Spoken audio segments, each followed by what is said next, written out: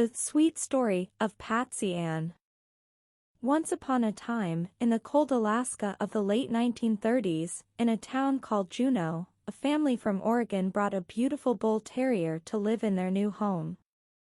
She was white as snow and her name was Patsy Ann. But this little Bull Terrier was different from other dogs. She didn't want to be pampered and cooped up in the backyard. She would escape every day to walk around the city and make new friends. People would call her, but she didn't care. She was also deaf since birth, and that was never a problem for Patsy Ann. Sweet and friendly, Patsy Ann spent her days making friends, walking around the city in search of snacks and new friends, always heading to her favorite place, the city dock. Every night, she would choose a house to spend the night in, and she was so beloved that there was never a shortage of a warm spot for her to sleep. And of course, there was always salmon, her favorite food. She rarely slept in the same house 2 nights in a row, always going to a different house each night to beg to come in and sleep. It was as if she wanted to show people that she belonged to everyone, that she loved everyone. But the most incredible thing about Patsy Ann, besides her gentleness, was that she knew when a ship was about to arrive and would run to the dock, staying there sitting for hours. And believe me, she was never wrong.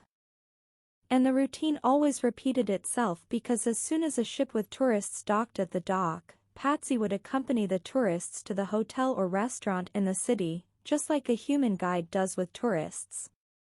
Many tourists came to Juneau just to meet her.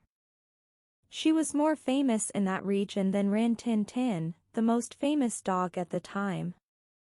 It was like she had an inner radar or something. She would just sit at the dock and somehow know that a ship was coming. It was really amazing.